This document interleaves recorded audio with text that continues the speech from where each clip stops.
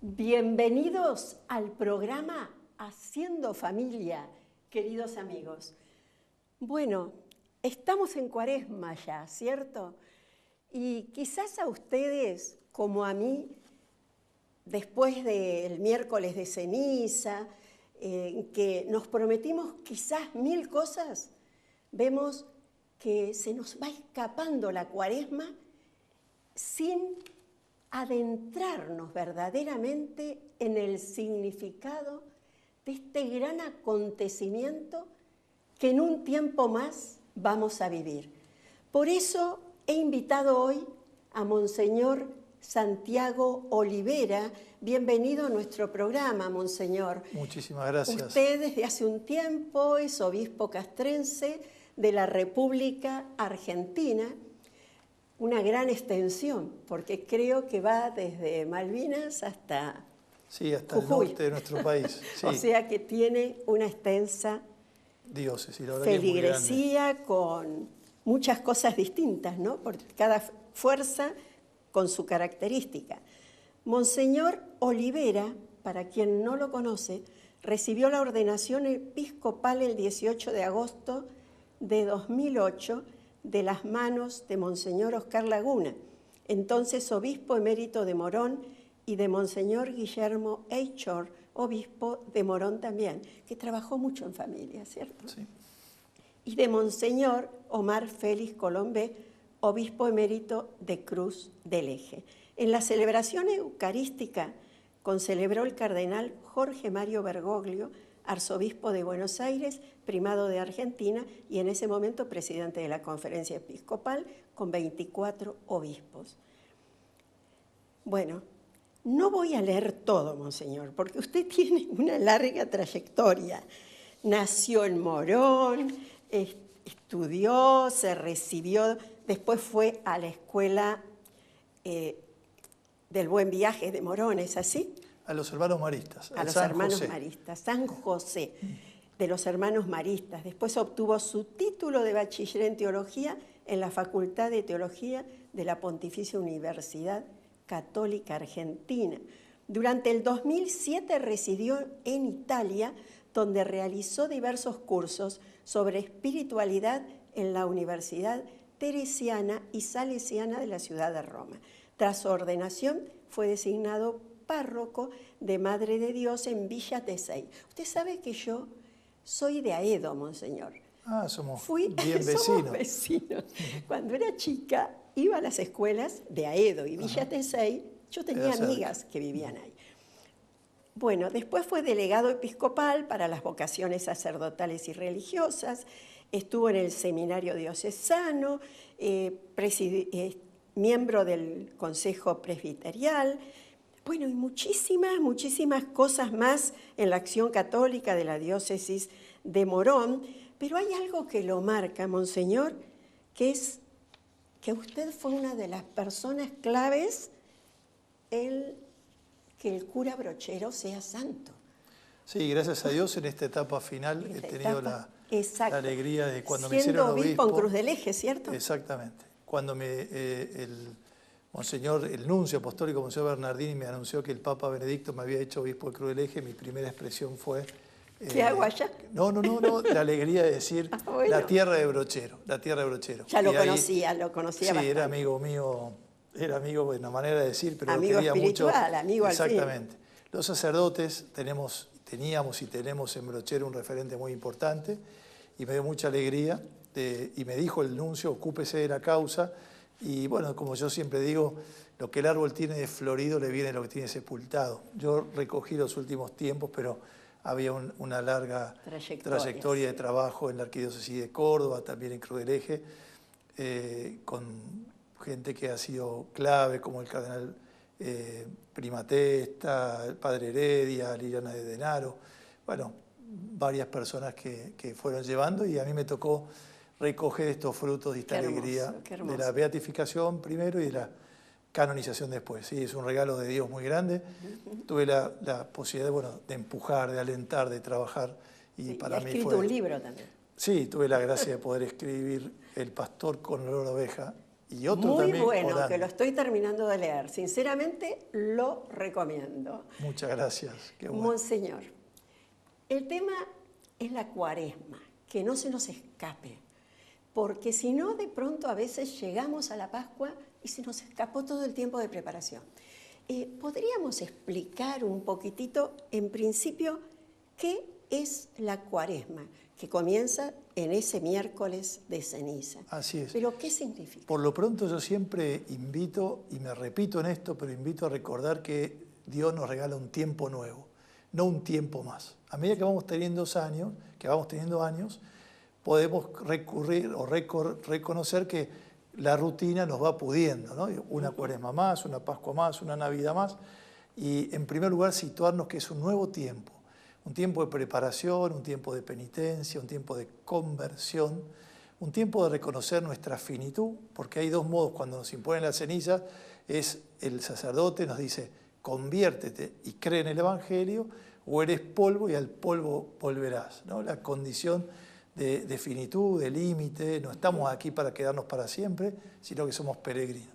Y es un tiempo que nos prepara a celebrar el acontecimiento central de nuestra vida cristiana, que es justamente la muerte y la resurrección de Jesús, ¿no? Jesús que viene a desandar el camino de Adán y Eva, que no cumplieron el proyecto de Dios. A mí también me gusta mucho recordar en este tiempo de un Dios que nos quiere tanto, ¿no? Tanto amó Dios al mundo que envió a su Hijo para salvar. Y sin embargo, a veces qué olvidado lo tenemos. Yo creo que el Papa Francisco nos está recordando en su mensaje de ese Dios que nos espera, y él dice más, ¿no?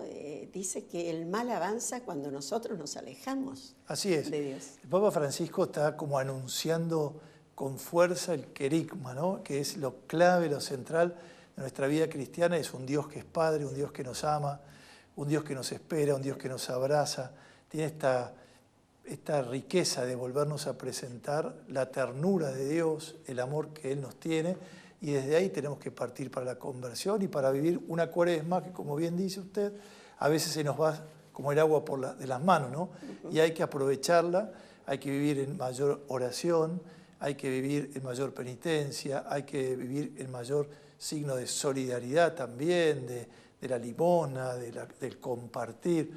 Es un tiempo que nos invita a ver cómo estamos configurados como Jesús, porque nuestra vida fuimos por el bautismo hechos otros Cristo, y a veces nuestra vida va desfigurando. Nos va llevando, ¿no? Las preocupaciones del hogar, del trabajo, ahora que la mujer se incorporó al mercado laboral, ¿vio? Tiene que correr con los chicos, el trabajo de la casa y el trabajo afuera, y entonces se nos escapa y después da mucha pena, ¿no? Porque yo lo comparo a veces con las profesiones, ¿no? Si uno no se prepara, no puede rendir bien lo suficiente. Si no nos preparamos, y creo que es un tiempo de preparación. Sí, yo creo que es como una profesión, y también, como dice San Pablo, el entrenamiento de ejercicio físico, de lo militar, como ponernos en estado para vivir como cristianos, ¿no? Entonces, ir mirando la preparación, la exigencia que supone configurar nuestra vida con Jesús, ¿no? Cambiar aquellas cosas que tenemos que cambiar. Por eso se nos invita de entrada a la conversión. Conversión es volver nuestro corazón y nuestra inteligencia a Dios, tener nuestro corazón más situado en Él. Y esto es un ejercicio y es un esfuerzo, y nos preparamos para vivir bien. Monseñor, ¿por qué la Iglesia insiste tanto en esta época en confesarnos bien, acercarnos? ¿Es importante? Y claro, porque la invitación primera y la clave es la conversión, es situar o configurar nuestra vida con Jesús, implica ponerlo a Él como referente y descubrir así que como también decía el apóstol Pablo, muchas veces hacemos el mal que no queremos y no hacemos el bien que queremos. Un corazón quebrantado y humillado el Señor no desprecia, decimos en el Salmo, es volver por el sacramento de la reconciliación, como también nos invita el apóstol, a dejarnos reconciliar por Dios. Es clave la confesión. Primero es una gracia recibir el perdón de Dios, un Dios que siempre está dispuesto a perdonar, ¿no? Esto que insiste, como decíamos antes, tanto el Papa Francisco. La verdadera confesión, con humildad, con sencillez, libera, cambia el corazón, humildemente reconocer nuestras culpas, como la parábola del hijo pródigo o el hijo menor, o la del Padre misericordioso. Reconocer nuestros errores y humildemente volver al Padre nos hace vivir con mucho gozo, ¿no? ¿Cómo podemos ver el ayuno? Porque es otra de las cosas que nos piden. ¿El ayuno como qué? Yo leía, ¿no?, que el Papa Francisco dice que es bueno sentir esa necesidad, ¿no?, de sentir el hambre que sienten los pobres, ¿no? Sí, eso sin duda es un camino de un ayuno que no quede de sí mismo como exigencia, que uno puede decir yo hoy voy a comer menos para estar más flaco, ¿no? Sí. O comer o hacer ayuno porque hace bien al cuerpo, digamos. Ese ayuno que el Señor también quiere es un ayuno que se haga solidario, que yo lo que no como o me privo también sea para compartir. Y también no es solo un ayuno de comida, a veces yo estoy un poco saturado de internet, del teléfono, de la televisión, de lecturas que no conducen bien o a nada bueno, o tantas cosas que uno puede decir, bueno, yo me privo en este tiempo para volver a lo esencial, para ofrecer al Señor aquellas cosas que también son lícitas, pero que yo, por un amor más grande o por un esfuerzo, yo me privo de eso, ¿no? Hago ayuno de miradas, hago ayuno de teléfono, hago ayuno, eso lo puede ver cada uno en este tiempo penitencial. ¿Qué cosas todavía yo estoy un poquito apegado? Porque la clave es para sentirme libre. Yo me siento libre si soy señor de las cosas y no esclavo de ellas, ¿no?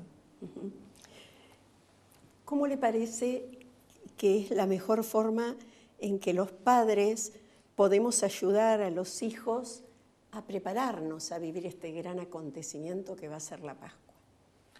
Y yo diría en primer lugar es viviéndolo, ¿no? Porque la clave, digo yo, mi fe la tengo de mi familia. Yo soy el menor de 13 hermanos. 13 hermanos. 13. Qué hermosa familia. Sí, yo, bueno, en realidad siempre, mi hermanita murió de chiquito, siempre decíamos 12, pero yo tengo el recuerdo de una familia cristiana, de una madre fundamentalmente. Mi padre también era creyente, pero más mi madre de práctica, donde respetábamos los viernes, donde decíamos los viernes de Cuaresma eran para nosotros sagrados, de no comer carne y de hacer abstinencia y de rezar y de participar de la Eucaristía. Creo que los padres son los primeros educadores de la fe, de recuperar eso. Y no tanto con la palabra, que sin duda hay que hacerlo, pero sino con la vida, ¿no? Y creo que es el gran desafío. Y recuperar la tradición, ¿no? Nuestra fe se aprende y también lo recuerda Francisco, el Papa, lo dice las Escrituras, si uno lee tu abuela, nuestras familias, cómo hay que recuperar que desde el seno familiar se pone a Dios como en primer lugar y se respeta a Él y uno se persigna a pasar por una iglesia, uno se hace la señal de la cruz, como usted hizo antes de empezar el programa, o cuando va a comer, ¿no? Me parece que son gestos que eso educa y que yo siempre digo a los papás que no hay que desanimarse, porque a veces los hijos después pasamos por momentos más que de apartados. Yo gracias a Dios no tuve eso, siempre fui práctico, pero por lo menos intenté vivir bien como cristiano, pero a veces hay hijos que se van y demás, pero que no se desanimen porque lo que uno sembró de chico queda. Sí, usted sabe que mientras lo escuchaba me venía a la memoria un profesor muy mayor que tuve en catequesis que decía que en sus años de sacerdocio él había comprobado que ninguna persona, ¿no?, que se hubiera confirmado quedaba prisionero de las sectas. Quizás podría ir un tiempo a una secta, pero que después volvía, salía, porque hay como algo que se imprime, esa fuerza del Espíritu Santo que lo protege. Y después, por otro lado, también, que algo que yo siempre digo, ¿no? Que los padres a veces creemos que los hijos no nos escuchan, no nos ven, hacen lo que quieren, pero va quedando, ¿no? Totalmente. Va quedando y cuando grabado. son grandes repiten, en el mejor de los sentidos, Sí. la vida de fe y se reencuentran, sin lugar a dudas. Sí, sí. Y ni que hablar de la gracia del sacramento del bautismo, de la confirmación, queda y hace su trabajo y opera desde dentro. Eso soy un convencido también. También. Monseñor, entonces, a ver, Cuaresma, tiempo de reflexión, ¿y qué podemos decir de la oración? Pero la oración es la clave. La oración, por lo pronto, cuando uno es cristiano, tenemos que imitar a Jesús. Y Jesús destinaba mucho tiempo de su vida para estar a solas con Dios, ¿no? Después lo que vamos a saber de santos y de gente que ha rezado es saber el trato de amistad con quien sabemos nos ama, es experimentar nuestra condición de hijo, porque cuando a Jesús lo veían rezar, que también es una cosa importante a nosotros, los obispos, los sacerdotes, todo, ¿no? Pero vernos rezar es muy importante, no para agrandarnos, sino para descubrir que nuestra fuerza pasa por la vida interior, pero porque Jesús rezaba. Y a Jesús, cuando le preguntaron cómo rezar, Jesús dijo, recen esto, ¿no? Y nos enseñó el Padre Nuestro. Fíjese que la primera actitud de un creyente es ponerse en la presencia de Dios sabiendo que somos hijos, pues sí, Padre, ¿no? Sí. Y creo que tenemos que ahondar en la oración. La oración nos equilibra, la oración nos ilumina, la oración nos hace descubrir en nuestro corazón lo que hacemos mal, o pecamos y dejamos de rezar, o rezamos y dejamos de pecar. Qué hermoso. La o verdad, pecamos y dejamos de rezar, o rezamos y dejamos de pecar. Hermosa frase. Así es, porque la oración nos fortalece y hay que volver a la oración y hay que educar para la oración y hay que enseñar a rezar. Yo le decía cuando era párroco a los catequistas míos, poco se asustaban, siempre nos preocupábamos, y a muchos que nos oyen lo sabrán, que dábamos la comunión, después la confirmación y después no los veíamos más a los niños, ¿no? Yo decía, bueno, hay que, en estos años que están en la parroquia, enseñarles a rezar, a estar en comunión con Dios, a ponerse en su presencia, a reconocer. Y creo que este tiempo de Cuaresma es un tiempo que se nos invita a rezar, ¿no? Transitar el camino hacia la Pascua con la certeza de un Dios que es Padre y un Dios que nos ama, y por lo tanto la oración es tener ese espacio, ese diezmo de nuestro tiempo para estar a solas con Él, no para buscar otra cosa. A veces nosotros estamos acostumbrados a la oración o hemos aprendido. Primero lo rezamos rápido, sí, ¿no? El Padre Nuestro lo rezamos rápido. Sin adentrarnos mucho, exacto, porque siempre estamos corriendo. Y es clave, ¿no? La oración, cada petición que hacemos nos serena el alma.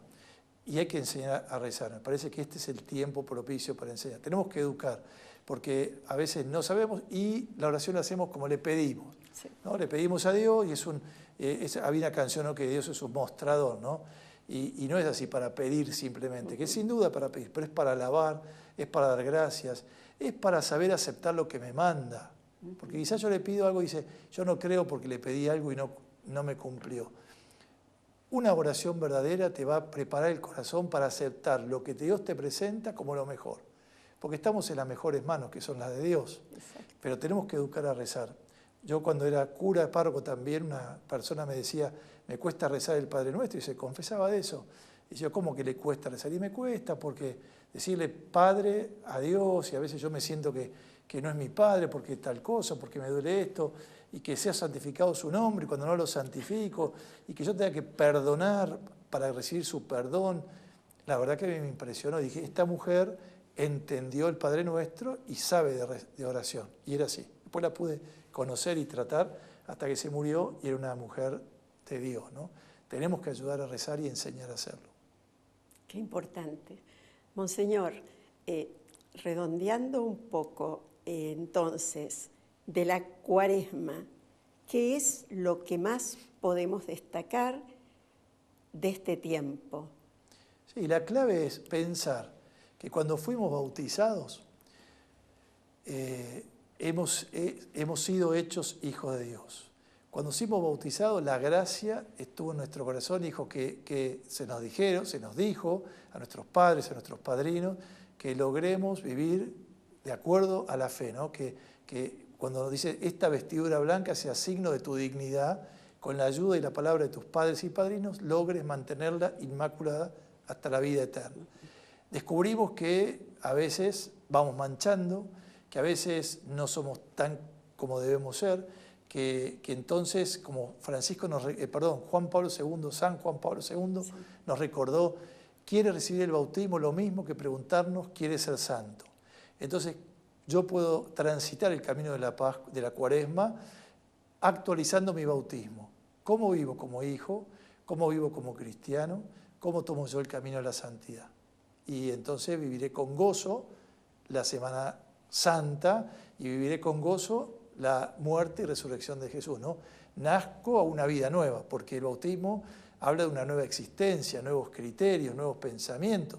El mundo, la cultura, somos testigos, nos presenta antivalores, nos confunde, el padre de la mentira, que es el demonio, nos confunde, y bueno, un cristiano tiene que pararse, ser valiente, vivir su fe, y esto, el camino de la Cuaresma, es un buen tiempo para decir cómo estoy viviendo mi vida de cristiano, cómo voy transitando.